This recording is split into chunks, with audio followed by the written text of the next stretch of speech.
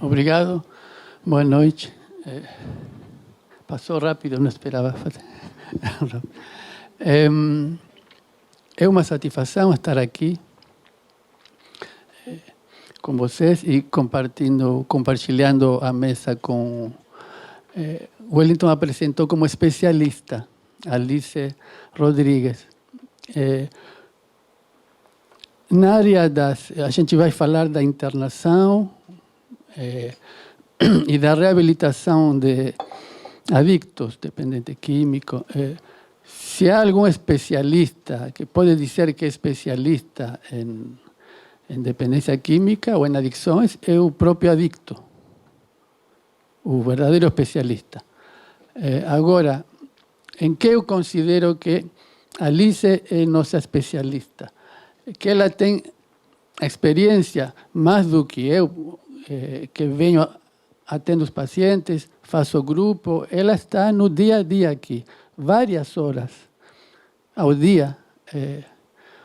Não é que você atende o paciente, manda embora, ou você vai embora e se vira. Ela fica aqui muitas horas, dando conta das crises de ansiedade, de angústia, fissuras, abstinências, tendo que inventar, acolher com o corpo, suportar isso e tendo que inventar soluções, encaminhamentos, um modo de tratar isso dentro do contexto da internação. Por isso que eu a considero nossa especialista, pelo tempo que passa aqui, de fato, na prática, lidando com isso.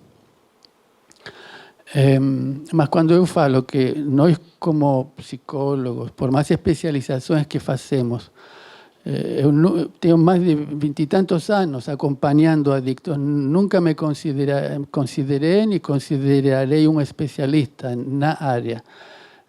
Não foi uma piada quando falei que o especialista é o adicto. Acredito mesmo nisso. Mas a gente aprende e aprende a construir estratégias e vias de criar condições para aquele que quer se livrar de uma adicção e encontrar outra solução, outro caminho, possa fazê-lo. Alguém que quer. Vai ter que comprovar que quer.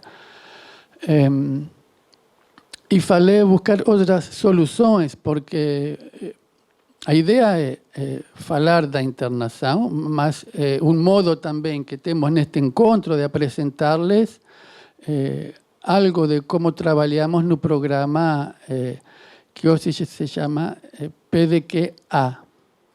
Mais de 20 anos foi programa de dependência química, focávamos na dependência química, que era o que recebíamos como demanda. Quando começamos a receber cada vez mais demandas de tratamento por adicções sem uma substância química, vício em jogos de apostas, vício em videogames, começamos a ter que rever e veio a ideia de adicções generalizadas, mas acabamos indo para programa de dependência química e outras adicções que acompanham hoje em dia, cada vez tem mais peso no contexto da internação. E agradeço a presença dos colegas do programa, Guacira, Laís e Rafael, que estão aqui nos prestigiando também. Liz. Eu falei o quê? Laís. Liz. Desculpa, Liz. Bom, então, a ideia é... eu irei introduzindo dentro do que é o programa, o que a gente dividiu, a partir da experiência, inclusive com Wellington, que fazia parte na época, antes de ser absorvido pela responsabilidade como diretor técnico dessa clínica enorme, nos acompanhava e juntos fizemos afinar o programa e conseguimos hoje enxugá-lo em 4 fases, tentar sintetizar bem o que a gente propõe de trabalho, de orientação de trabalho. Então, eu vou ir apresentando uma fase por vez, iremos conversando com a Alice sobre, a partir, em cada momento, qual é o modo de intervenção que a gente tem como pano de fundo. Mas, particularmente, nesta ocasião, vamos recortar o que é o contexto da internação como dispositivo de tratamento. Não vai ser falar... Outros, a gente tem a dimensão de ambulatório, o grupo ambulatorial, as redes com o Hospital Dia, com a própria residência terapêutica. Temos a parceria de trabalho, que o programa toma essa rede de saúde mental, digamos, que a própria Oliste criou. Mas hoje vamos discutir sobre, especificamente, o contexto da internação.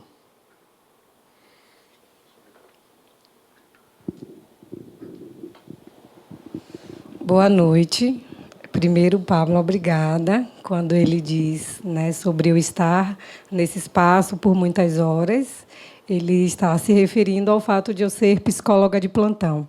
Então, eu estou aqui todos os dias no atendimento de urgência e emergência, o que envolve, muitas vezes, a crise, um momento mais ansioso, a angústia que muitas vezes aparece, né, nesses pacientes, e que, na ausência, naquele momento da equipe, é importante que se tenha alguém para que a gente possa acolhê-lo, ouvir e dar alguns direcionamentos que, em muitos momentos, é necessários.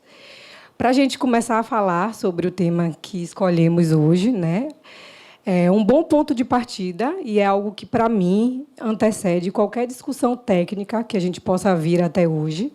É a tentativa, né? Então, se eu sair daqui e conseguir com que vocês repensem o dispositivo da internação social, da internação, então a gente já ganhou bastante, tá? Então, a internação psiquiátrica, né?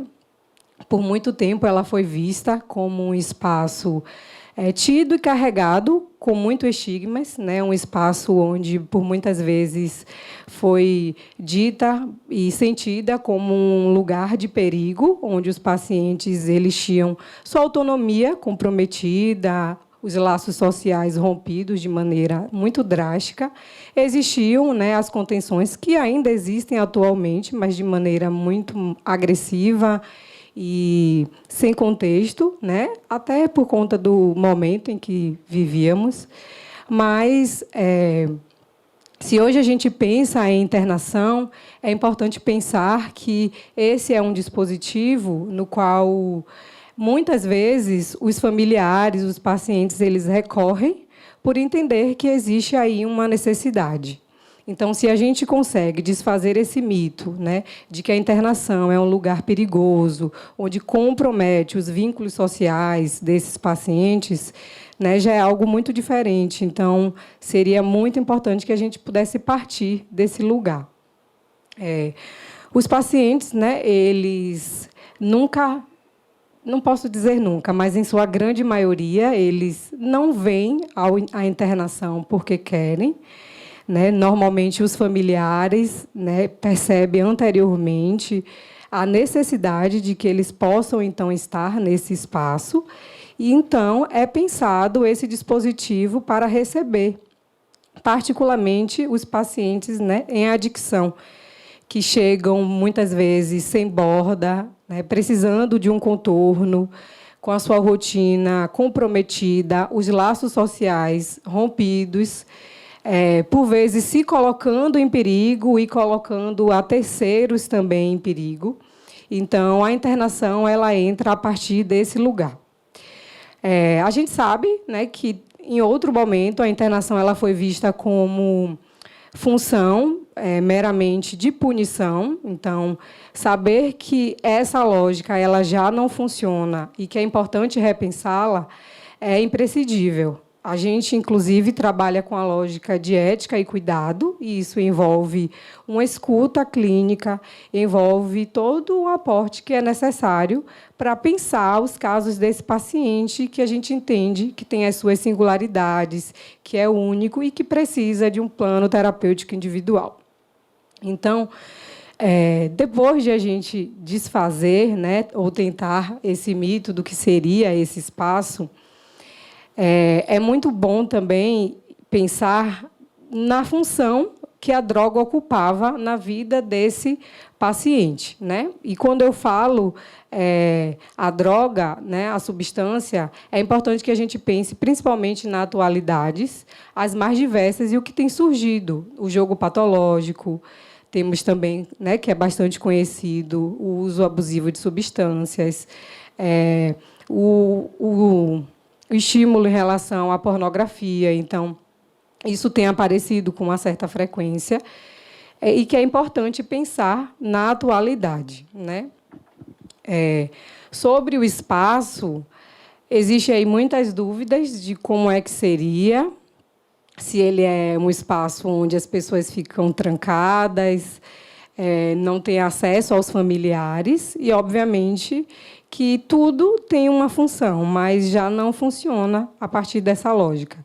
Um lugar onde a família tem espaço, onde a gente possa recebê-las no momento em que exista uma função para aquele paciente, um espaço onde a gente entende como ferramenta clínica. A gente costuma falar, né, que trabalhamos com o conceito de ambientoterapia, que é basicamente esse espaço mesmo ativo e que faz toda a diferença no tratamento desse paciente.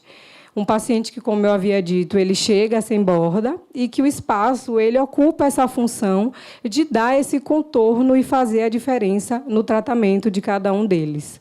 A gente recebe pacientes que, quando chegam, né, Pablo vai poder exemplificar melhor e eu vou costurando com a prática, mas são pacientes que chegam ansiosos, sem o senso crítico de adoecimento, e que, muitas vezes, o espaço vem como regulador. A gente trabalha com a condição de normas e rotinas, né? Tem a função do psicólogo de plantão para os atendimentos de urgência, tem uma equipe de técnicos, enfermeiros e cuidadores que são preparados, no caso da necessidade de uma contenção medicamentosa e mecânica, porque em muitos momentos é necessário, né? Quando eu digo isso, eu penso nos pacientes que chegam muito agitados mesmo e que, às vezes, estão se colocando em risco ou colocando outras pessoas. E que, nesse momento, talvez, né, o necessário, o contorno, é essa contenção, a contenção física do espaço em que nós conhecemos, mas a contenção também mecânica, e que também é algo que tem muito imaginário e que foi visto mesmo de um outro lugar por muito tempo, mas que, se muito bem pensada e qualificada, ela tem a sua função também. Então, o ambiente ele não é apenas o cenário, né? Ele faz parte do tratamento desse paciente, e isso é algo que a gente entende como fundamental, né, para que esse paciente possa, então, aparecer, principalmente depois da fase da desintoxicação. Esses pacientes, né, como eu havia dito, como eles chegam sem borda, a gente tem muito trabalho no sentido de tentar contorná-los, né, e fazer esse contorno tão necessário a partir do que estava aparecendo anterior à internação. São pacientes que chegam intoxicados, né, com sua rotina comprometida, e que, muitas vezes, o espaço da internação é tido como um intervalo terapêutico do que se tem lá fora. É um momento de vinda para o espaço a fim de se reorganizar, se desintoxicar e poder construir uma forma de ser e estar no mundo sem a substância. Porque o que eu consigo e vejo diariamente na internação é a função que a substância ela ocupa na vida, né, desses pacientes. Muitas vezes, numa tentativa de amortecer as dores, lidar com as angústias. É o luto, que, por vezes, não é possível de se lidar no dia a dia, e que a droga, então, ela entra, né, nesse caminho mesmo, e que é devastador, mas que, para aquele sujeito, naquele momento, é a possibilidade de estar e conseguir mesmo lidar com as situações na vida, mesmo que devastadora. Pablo vai trazer um pouco, né, do espaço e as fases da internação, mas uma coisa muito importante também a ser dita é que não existe uma linearidade e uma rigidez no que aparece. Cada paciente, né, chega de uma forma, No entanto, existem coisas que a gente consegue observar de similar e que a gente, então, observa e entende alguns aspectos, como esse senso crítico comprometido. É um pouco comum nos demais pacientes. Óbvio que tem internações e reinternações e as suas funções disso, mas é possível observar as similaridades no caso desses pacientes. Só complementando um pouco a Alice sobre o contorno da internação, aqui nós trabalhamos com os 3 modos de internação, né, que é a internação voluntária, quando o paciente vem por conta própria, a involuntária, quando o paciente não quer vir, está no meio da crise e o familiar trazem ou chamam um resgate para poder trazer, SAMU, etc. E a terceira, né, que é a internação compulsória, quando há um juiz ali que manda que tem que vir internar em algum lugar e a gente também recebe esse tipo de paciente. E sobre a ambientoterapia, é importante também ressaltar, porque toda essa clínica aqui foi construída em cima desse conceito. Um conceito antigo, mas que a gente pensou na psiquiatria moderna. Não é só o ambiente dar função para os pacientes da internação, mas sim como as relações interpessoais, a construção com a equipe, essa multidisciplinaridade que acontece aqui dentro, como que isso também favorece o crescimento do tratamento do paciente. Então, você vai ter ali a sala de musicoterapia, a sala de cinema, a quadra, etc. e tal, que foi pensada para as atividades específicas, mas todo o relacionamento que está por trás com o técnico de enfermagem, com o cuidador, com o médico, aquela coisa toda, tudo isso faz parte do conceito, né? Isso. Y claro, a base de fondo es que se recorre a una internación cuando no hay otros medios de administrar la situación. En ese lugar que entra una internación, no en cualquier momento. A partir de ahí, que se llamó dar uma borda, a partir de que uma situação está desbordada, urge uma contenção, mas o que nos interessa discutir aqui, conversar, é o caráter dessa contenção, que implica uma contenção emocional também, no sentido de dar uma contenção que no se reduce a contención física, sino de qué hay que acolher, que en la mi troca, en la experiencia, discutiendo con Alice, ella nos transmite de que algo, antes de conter, aún acolher algo. Entonces, que hay que estar atento a acolher para no reducir a contención a una contención física. Y no es a toa que plantonista é psicóloga, porque ela oferta escuta, oferta colocar a urgência na palavra, aposta nisso, seja para ouvir, seja para encaminhar urgentemente para a medicação, o plantonista, o que for necessário, mas a partir de ouvir, dar um lugar a essa urgência. É verdade que somos uma equipe multidisciplinar, mas pelo menos a ambição nossa, e no programa de Dependência Química a gente aposta nisso, é a transdisciplinaridade, é mais do que multi. Qual é a diferença entre multidisciplinar e transdisciplinar? Que multi é porque somos muitos no mesmo espaço e temos que nos entender, mas transdisciplinar é quando ali se acolhe uma urgência ou uma fissura e aciona o plantonista que responde, ou aciona via enfermagem que chama o plantonista e que responde. Esse entrelaçamento trans, que é mais do que multi, de que sermos muitos em um lugar. É articular algo para responder. Não é fácil, mas é uma aposta. Alice insistiu também na dimensão da droga como que estava aí ocupando uma função. De fato, nossa perspectiva de entender as adicções é que se virou um problema, começou como uma solução. Ali onde a solução, e bem instalada, geralmente. Agora, o casamento mesmo, mas ali onde a solução falha, em alguma hora falha,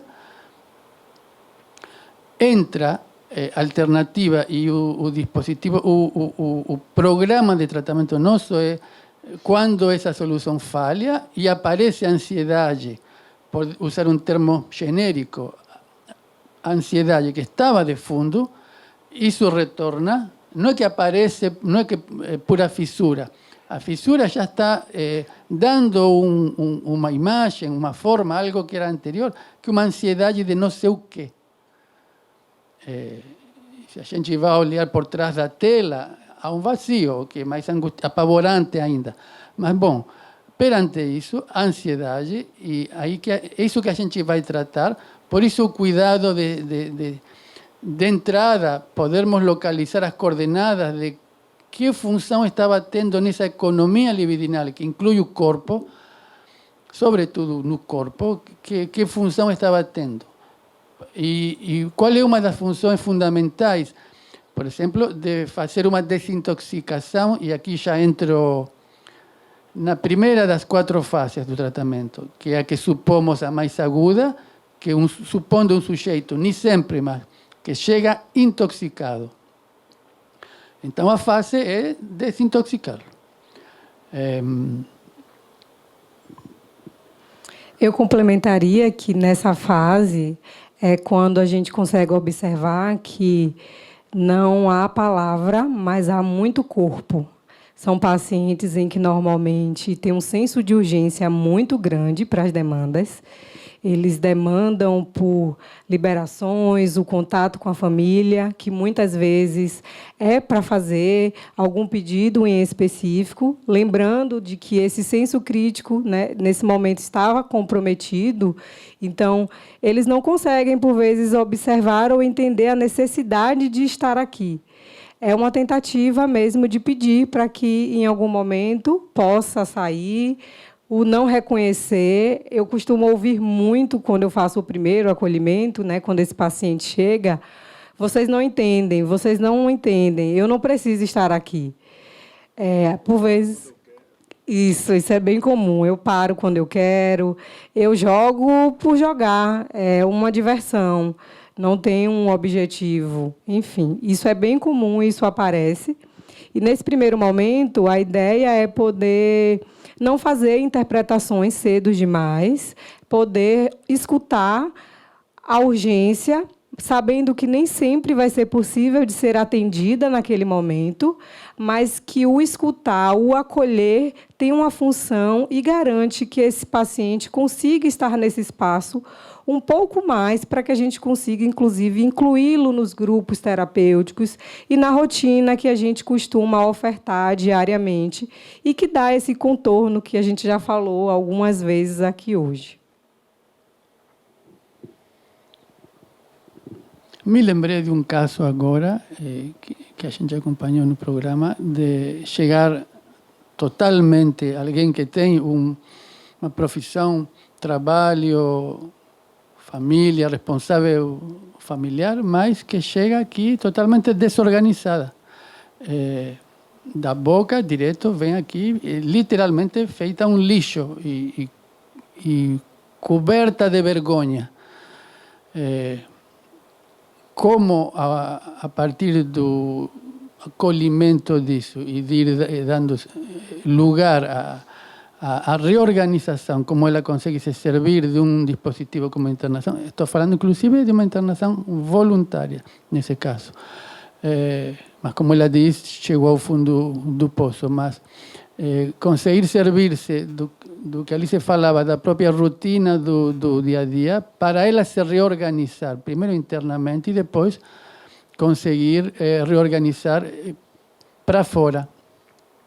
Se falou também que quando chega, no que a gente localiza nesse momento, a gente dividiu as 4 fases a partir do momento em que o paciente se encontra em relação ao uso, ao vício que ele está dependente. A presença do corpo, quando o sujeito o corpo está tomado, intoxicado e não consegue servir-se da palavra, o que toma a cena é o corpo, o grito silencioso do corpo. E só a partir, aí sim, do trabalho de contenção, nessa primeira fase, fundamentalmente com a medicação, e com essa equipe de 24 horas de dando suporte, que o paciente possa atravessar essa fase sem sofrer tanto, sem ficar em seco, ao ponto de os sujeitos voltam a usar, como a famosa camiseta que mata a ressaca com outra dose, não cair nesse circuito e como suportar a fase de abstinência sem sofrer tanto. Essa é uma função fundamental, né? Sim. Uma outra coisa que é bem possível de observar no espaço, principalmente nessa fase, é que a gente recebe os mais variados, né? E uma das formas que tem aparecido são pessoas que têm as suas vidas, por exemplo, empresários, e que trabalham, obviamente, mas que, no momento da intoxicação, esse comprometimento ele está aparecendo, mas, no momento da internação, isso vem como uma demanda urgente, né, para que a gente possa dar os encaminhamentos necessários, e que também tem algo que é da ordem do real. Então, tem a urgência, mas também tem algo que precisa ser visto e ser levado em consideração ao que, por vezes, esse paciente traz. É uma demanda que é externa, mas que, ao sair, traria um contorno para esse paciente. A gente, então, entra em contato com a família, realizamos, né, as reuniões familiares, para que a gente possa dar os seguintes encaminhamentos, porque a ideia não é comprometer o laço social, como já havia vindo acontecendo, mas poder, né, em outro momento posterior a essas fases, continuar, né, dar continuidade ao que esse paciente, então, fazia, mas de uma maneira mais bem reorganizada e lhe devolvendo o poder de autonomia. Exatamente. Você me lembrou agora com o poder de autonomia, o que a gente definiu, reduziu ao quê? O que a gente entende como um adicto, que nos orienta no programa. Alguém que perdeu o livre-arbítrio. No fundo, para nós, um adicto é alguém que perdeu a capacidade de decidir. Então, aspiramos a que a recupere e apostamos a que esse intervalo, como a Alice falou, fazer uso desse dispositivo de internação como um momento de pausa, como um intervalo onde alguém que chegou em estado de urgência e se chegou até aqui porque se quebrou algo do vínculo. Sempre, quando chega, o que mais a gente aponta é a desmoralizar a ideia de estar viciado em drogas ou no que for. Não ir por essa via da moralização, ao contrário. Então, entender que se chegou até aqui, o que aconteceu com os vínculos que sustentavam ele lá fora, seja familiar, laboral, o que se quebrou para chegar até aqui. E a partir de aí, já na primeira fase, a gente acolhe a família, escuta a família e vai ouvindo, e às vezes os discursos são totalmente díspares, diferentes, opostos, o que o paciente nos traz, o usuário, e o que a família nos traz, a posição que tem em relação à situação. Mas, a partir daí, começar a trabalhar não só com o paciente, aqueles vínculos que se quebraram, que a gente chama de rede de apoio. Todos nós nos apoiamos em alguma coisa para nos sustentarmos. Viver no social. E algo se rompe e a gente vacila, cai. E, do outro lado, também existe, às vezes, que a gente chama a intoxicação do próprio vínculo. Seja com a mãe, com a filha, com a esposa, o próprio vínculo que fica intoxicado, a gente também, a partir desse encontro, já começamos a desintoxicar o próprio vínculo. Quando o paciente chega nesse estado, está totalmente voltado para si, encerrado em si, rompeu com outro. A droga vem para que se feche no corpo. A condição para passar à segunda fase é que ele consiga atravessar a falta desse tampão que é qualquer coisa, tanto a própria posta em jogo como a própria droga, o álcool entra aí, claro, uma vez que esse tampão cai e que o sujeito suporta estar sem ele, que possa e se disponha a falar disso. Se está em condições de dialogar, já está saindo desse ensimismado, e ainda que vai falar de si, mas pelo menos vai falar com alguém, e entra a Alice também. Esse é o momento em que o corpo ele já aguenta existir. Então, de alguma maneira, a fala retorna, e é o momento em que eles vão, por vezes, contar através dos sonhos, o uso da substância que aconteceu. Eles buscam bastante para compartilhar. É uma fase, você me contava outro dia, que é uma fase que eles sonham muito com drogas. Isso é bastante comum. Eles usando drogas. Isso, eles buscam muito a demanda de escuta para compartilhar sobre esses sonhos, que basicamente aparece como o desejo de fazer uso da substância outra vez. Isso é muito comum nessa fase, e é importante que a gente possa, então, escutar, para que a gente possa nomear o que é aquilo e por que isso aparece de alguma forma, como um sinal de fissura que é comum nessa segunda etapa, né? Essa fase em que o paciente consegue, de alguma maneira, colocar em palavras esse sofrimento. É muito comum também, nessa fase da segunda né, etapa do internamento, eles começarem a, talvez, se questionar sobre a possibilidade de estar na internação e iniciar um senso crítico de adoecimento. E, a partir disso, eles começam a ser inseridos nos grupos terapêuticos que, inicialmente, apesar de estar disponíveis desde a sua chegada, há uma certa resistência. Afinal, se não havia necessidade de estar aqui, por que então ir aos grupos? Agora é o momento de, talvez, tentar.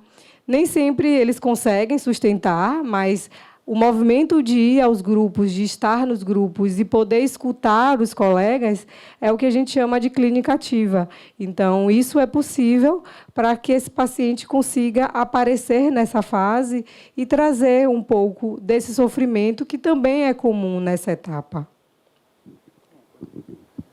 Eu quero reforçar um ponto que Pablo também trouxe nessa transição da primeira para a segunda etapa, da posição da família, né? Porque o paciente chega muito intoxicado e a família, de uma certa forma, pai, irmão, mãe, independente de quem seja, está completamente também intoxicado nessa relação. Acaba executando tudo que o outro quer, acreditando nas manipulações, nos comportamentos do outro. E aí, o nosso trabalho aqui, né, eu me colocando ainda dentro, o nosso trabalho aqui é de escutar essa família também e apaziguar um pouco a angústia dessa família, que às vezes internou e se sentiu mega culpada porque internou o paciente ou o familiar, e aí a gente escuta, tira um pouco. Por que quando interna a gente passa um tempo sem visita, né, da família? Justamente para desintoxicar o laço, e trabalhar nessa família esse sentimento de culpa, mostrar que a internação foi um ato de cuidado, já que ele estava sem condições de responder por si, alguém tinha que ser o adulto da relação ali para poder assumir algumas regras, estabelecer alguns limites, né? E aí, nessa segunda etapa, a família também começa a evoluir um pouco o tratamento de poder, preciso mudar meu comportamento diante do outro ali e começar a fazer outras coisas, né? Que não só atender a demanda e a urgência do outro. Isso que o Wellington traz é bastante comum. Assim, as famílias elas também veem a internação em alguns momentos e existe uma dúvida muito grande em, após a alta, se esses pacientes serão capazes de perdoá-los. Existe uma dúvida muito grande se, em algum momento, após a alta, eles conseguirão retomar em relação ao vínculo.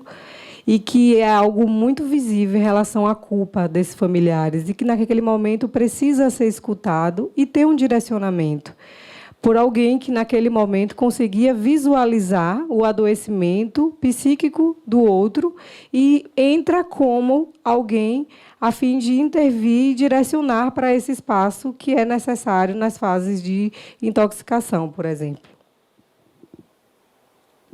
Sí, me lembro de algunos casos de entrada, o paciente ser internado involuntariamente, ser un empresario, o dono da empresa e argumentar logo no primeiro dia, porque a liberação do celular não é uma regra, é uma exceção. Em princípio, não, como Wellington colocou, se suspende a comunicação com fora, com o mundo,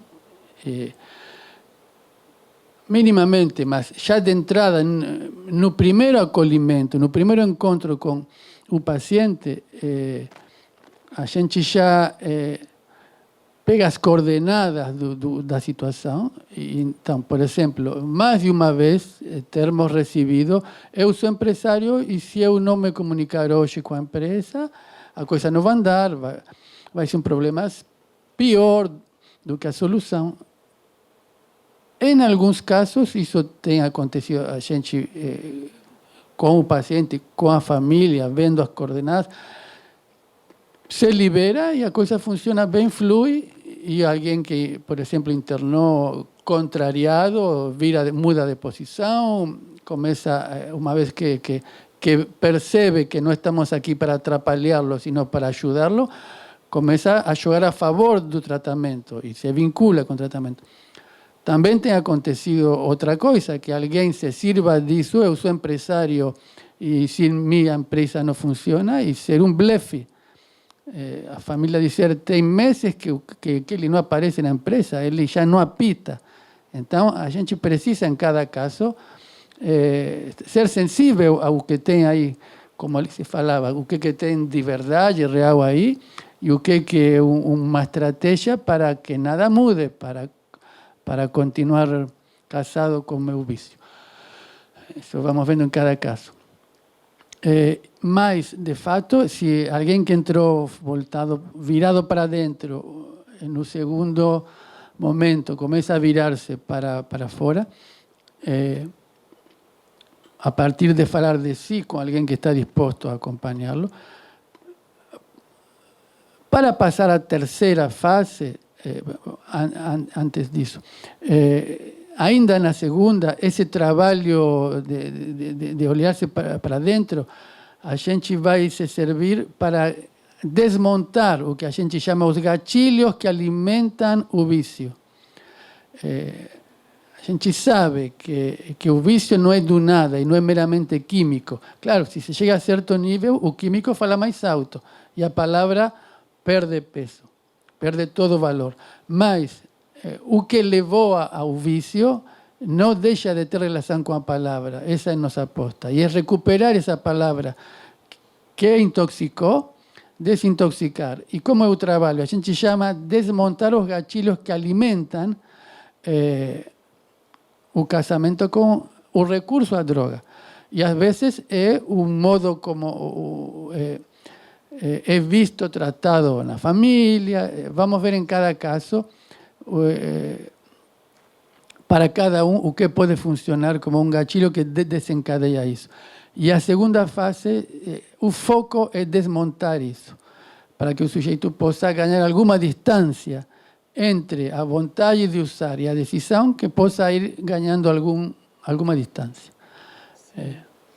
Nesse momento, é como se o sujeito ele tivesse a sua palavra, talvez uma possibilidade de ser acreditada outra vez, porque como havia um comprometimento e muitos comportamentos manipulatórios em alguns momentos, essa família ela está muito fragilizada e é algo que precisa ser recuperado. Então, talvez é o momento de a família poder voltar a acreditar e esse sujeito ter sua palavra acreditada, né? Então, isso é bastante comum já na terceira fase.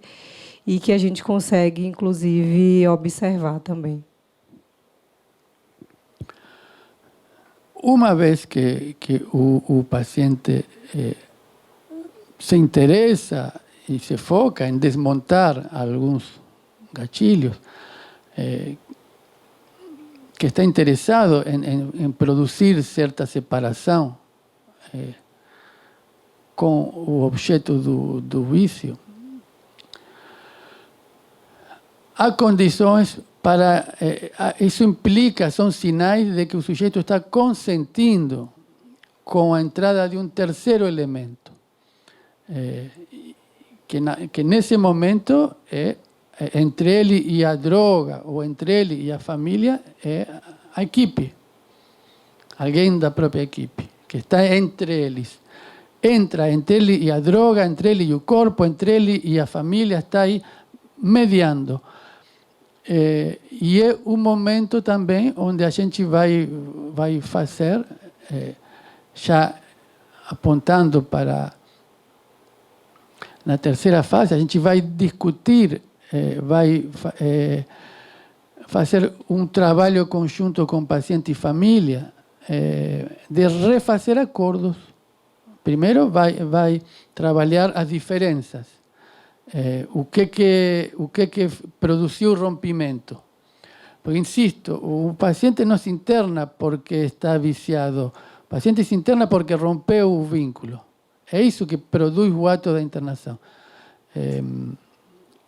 E a partir daí a gente vai trabalhar a recomposição disso, a reaproximação. Seja porque a família tomou uma atitude que não banca, que é internar o paciente involuntariamente, mas depois não sustenta o próprio ato e fica culpada, como ali se colocou, fica envergonhada e com medo de não recuperar o vínculo. E o paciente, que não é burro, reforça o argumento: vocês estão me punindo. Quando o paciente não quer saber mais nada, só quer saber do alimentar o próprio vício, e o outro é um obstáculo à satisfação dele, a curto-circuitada, que satisfazer-se com uma droga é satisfazer-se na urgência, e não aqui agora, sem intervalo, sem esperar. Não é isso? Sim. Nesses momentos aparecem também, talvez, o questionamento. Por vezes aparece: eu bebo por não conseguir lidar com o luto do meu pai.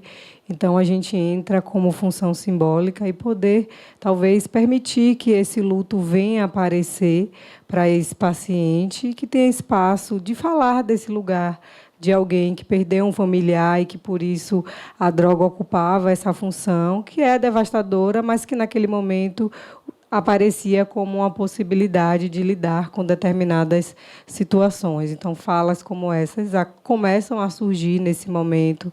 Há maior questionamento em relação às escolhas, os padrões que se é repetidos e que aparecem, né, nessa fala, mas é sempre com muito cuidado também, porque esses questionamentos aparecem, mas ainda tem o desejo da substância. Então, não é algo que, por estar tendo o senso crítico, que se está resolvido e que, então, a gente não precisa abordar e trabalhar e, talvez, começar a apostar e falar depois em um processo de alta e como, então, lidar com isso.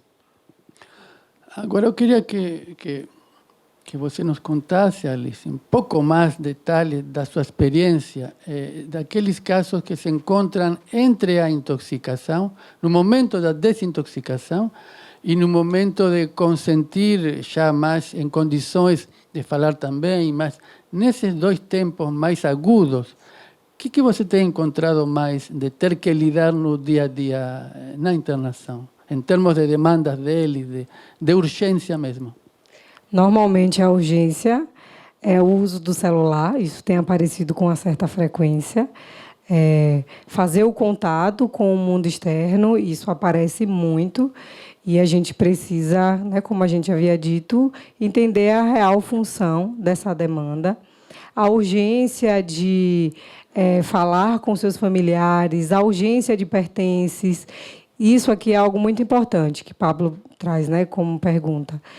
Às vezes vai aparecer uma demanda excessiva, porque era como a droga aparecia no sujeito. Então, é o pertence, é a fala com a família, depois é a demanda por licença e tantas outras coisas que aparecem. Então, é muito, é demais, é agora, não tem tempo para esperar, se não for agora, tem as ameaças, né, que é como funcionava muitas vezes em relação aos familiares, e que é tempo mesmo de poder aguardar e lidar a partir deste lugar de que não é o da urgência.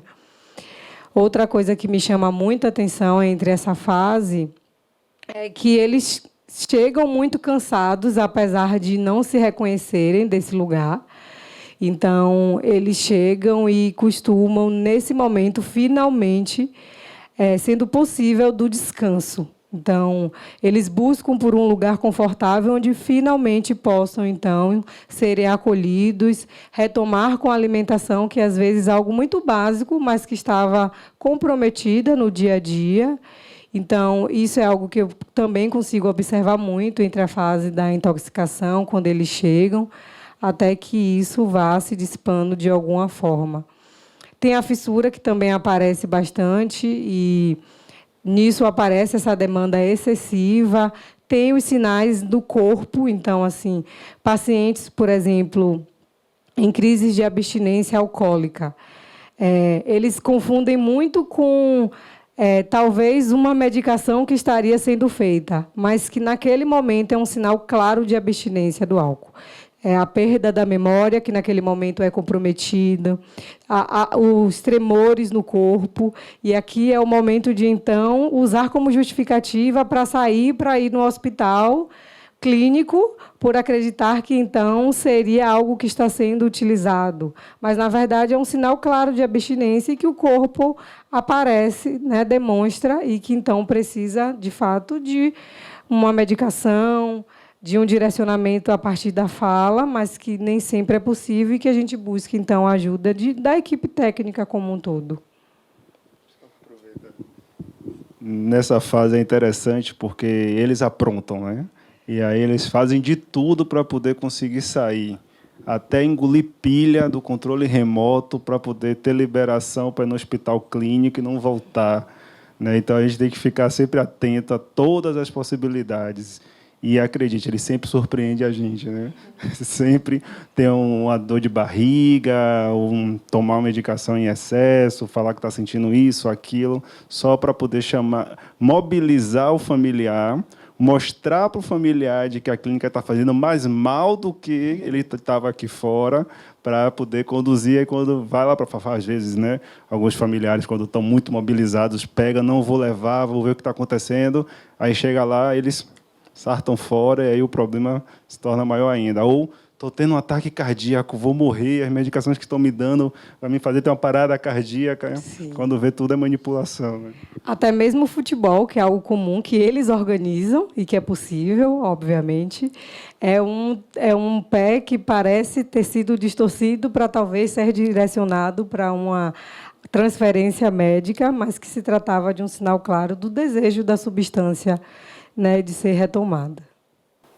Me lembrava alguns casos agora, mas você falou no início de muita demanda por celular, licença, é porque eu falei que é uma exceção, mas tem uma função a liberação do celular. Então, é liberado o celular e o paciente sabe que se libera. Por isso que também se demanda tanto, assim como as licenças. Até nas internações que começaram como involuntárias, a gente se serve das licenças como estratégia terapêutica. O que é uma licença? Que o paciente possa sair, resolver algo fora e voltar. Claro que isso implica um claro sinal de que se estabeleceu um vínculo de confiança, de que se recupera o valor da palavra, que alguém pode dar a palavra, se acredita nela, Então, isso tem consequências. Se alguém entrou porque perdeu a capacidade e o livre-arbítrio, temporariamente se suspendeu, a nossa aposta é recuperá-la. Então, a licença é um dos exercícios, práticas para que isso opere. E que a internação não seja vista, como ali se colocou bem de entrada, não é uma gaiola para punir ou isolar alguém do mundo. Tem uma função de intervalo, de pausa, de momento onde alguém pode parar a bola e pensar o que está fazendo e se é para continuar por onde vai ou se quer fazer algum tipo de rectificação do percurso. Se trata disso, como chance. Porque a maioria, grande maioria dos casos que a gente recebe, o pedido é da família, não é do paciente. Claro que, uma vez que se estabelece o vínculo, ao longo desses anos, foi pacientes que inicialmente internavam involuntariamente, quando encontraram aqui um lugar mais de acolhimento e de tratamento que de punição, castigo, passaram a se servir desse lugar voluntariamente. Mas a maioria das primeiras internações, eu queria que você comentasse depois um pouco a sua experiência com as primeiras internações, que são mais traumáticas, talvez tanto para o paciente como para a família. Na maioria dos casos é a família que interna. Por quê?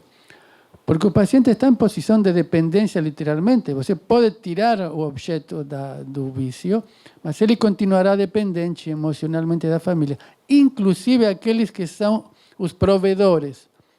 Não só o filho que depende materialmente dos pais, para bancar, inclusive financiar a droga. O próprio pai de família, empresário que banca a família, está numa posição de dependência emocional do outro.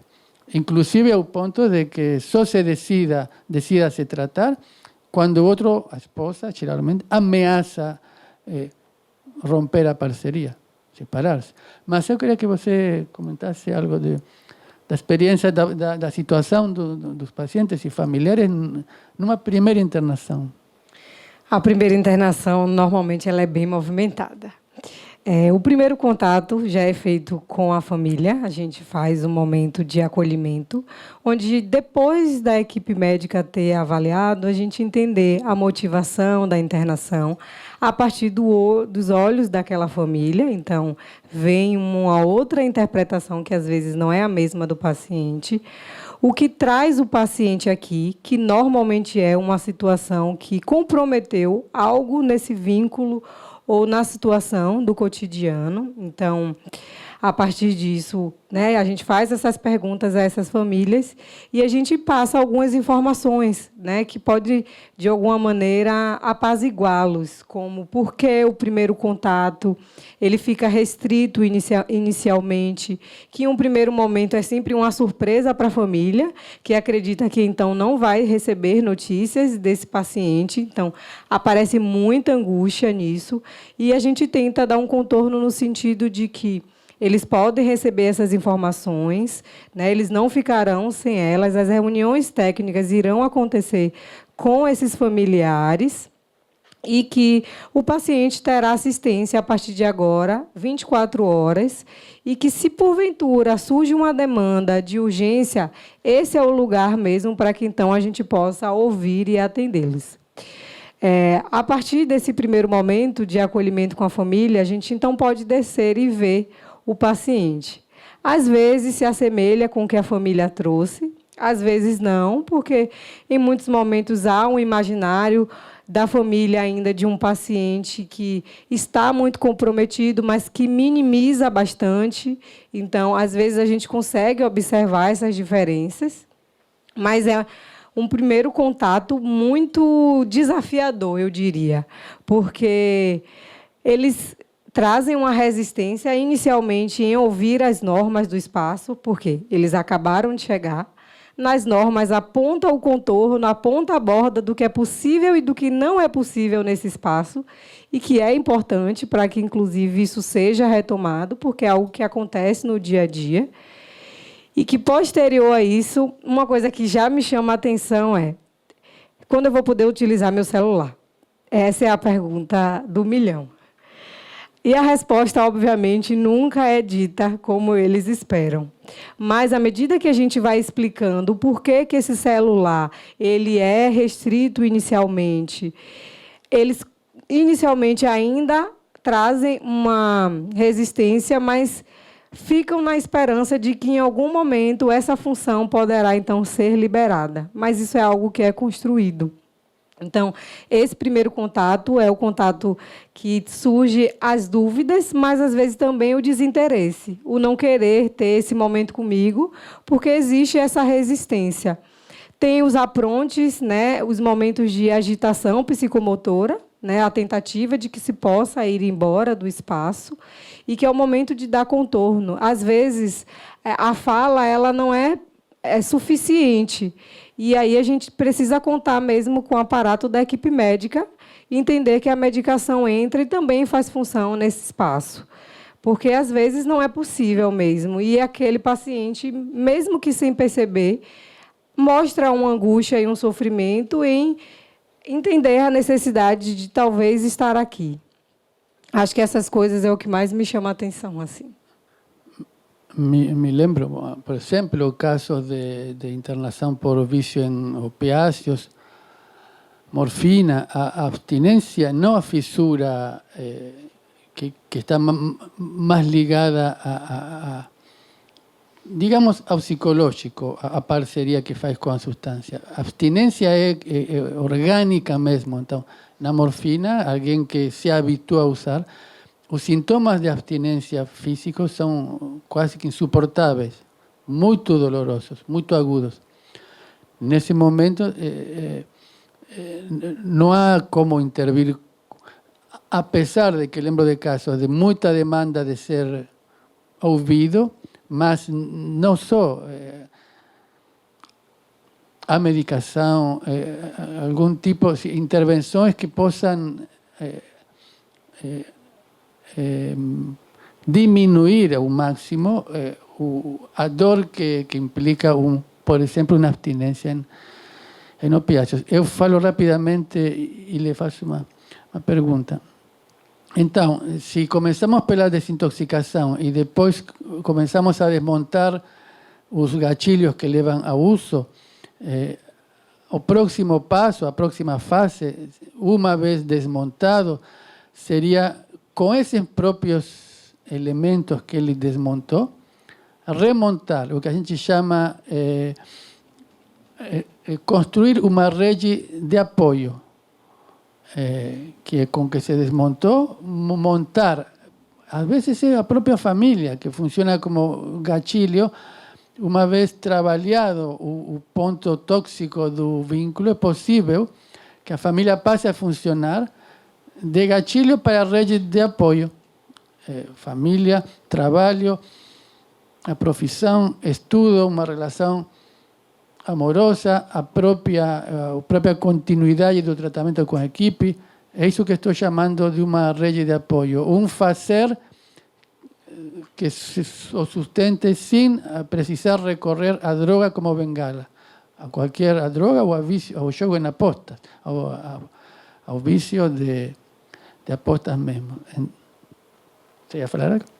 Bom, e uma vez que se constrói a rede de apoio, que já está apoiado nos 3 P's, a aposta é manutenção. Uma vez que cheguei aqui, como me mantenho? Como manter a abstinência disso para poder fazer outra coisa? Essa é a 4ª fase e que não se realiza na internação. Realmente, se o sujeito chegou a reconstruir a rede de apoio, já não precisa da internação. É fora da internação a rede. E aí o que vem é como manter-se nessas condições. E você me comentava tempo atrás da dificuldade e da angústia do paciente quando está nesse momento de saída. Será que vou conseguir?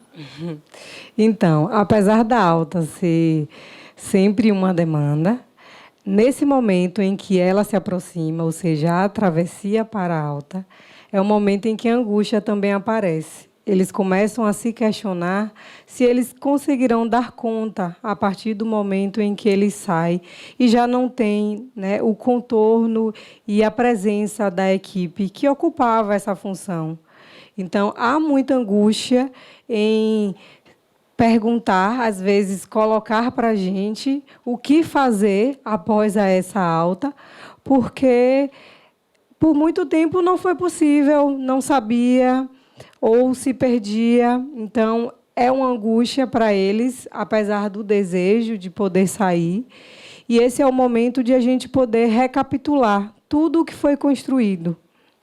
Então, a retomada de tudo o que foi construído, do processo em que esse paciente se colocou, das idas aos grupos, das intervenções que foram feitas, da escuta que foi, muitas vezes, ali desenvolvida, e que, naquele momento de muita insegurança e angústia, ela é colocada. A partir daqui, quando esse paciente ele se aproxima de alta, apesar de sair sozinho, eu costumo dizer que ele sai agora com o vínculo com a equipe, porque, se necessário, ele pode retornar, muito no sentido de buscar por um espaço de prevenção. O retorno ele não significa, então, como eu costumo ouvir, né, eu regredir, mas talvez o momento para retomar o que naquele momento e naquela internação ainda não foi possível, porque nem sempre, de fato, é naquele momento. Quando eu costumo dizer que são internações e reinternações, é pensando nisso. É muito do que é possível para cada um em cada momento. Às vezes é a relação com o vínculo familiar, que naquele momento é trabalhado para que a gente consiga que ambos finalmente se escutem, conversem. Então, às vezes, é o retorno para pensar em estratégias como lidar com a substância. Então, são muitas questões que antecedem a alta, muito diálogo também com essa família, que recebe esse paciente, mas que tem um comprometimento em, talvez, se vincular aos grupos de família que acontecem, a também poder fazer acompanhamento, e que é importante para que esse paciente possa ter o mínimo de borda que foi ofertado aqui no espaço. O paciente sai e família, após termos sentado na mesa e a gente intermediado, esses acordos, por exemplo, acordos de convivência, quando convivem juntos. E a gente vê que quando mais se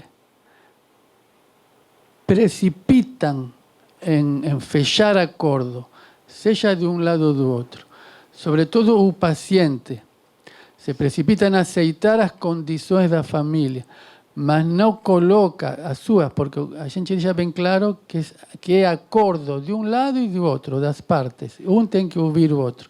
E um tem que colocar, se supõe que já colocou antes, mas ficar bem claro o que incomoda do outro lado. E a partir de aí que possam fazer-se, a partir de que se identifica aquilo que não estava funcionando bem, os novos acordos para ver se a convivência anda. Quando mais se precipitam a acordar sem refletir muito, fracassam os acordos. E, como você falava, e se retorna. E há que se rever, e sobretudo o paciente que realmente se posicione sobre as condições de convivência nesse contexto. Acho que um ponto, né, que ficou claro aqui é que a internação ela vem como uma oportunidade de a pessoa entrar em tratamento, né? Então, acho que vale a pena deixar claro que nenhuma internação em nenhum lugar vai curar o paciente, né? O objetivo não é esse. E aqui na Olist, nosso objetivo principal é fazer com que o paciente tenha adesão ao tratamento, que ele dê continuidade ao tratamento, se abra ao tratamento, né, na internação, a partir da internação e depois na continuidade. Gente, a gente vai precisar encerrar, caso o nosso horário aqui já estourou bastante, né, mas eu quero agradecer a presença de todos vocês e muito obrigado por essa noite, tanto a Pablo quanto a Alice. Né, boa noite a todos.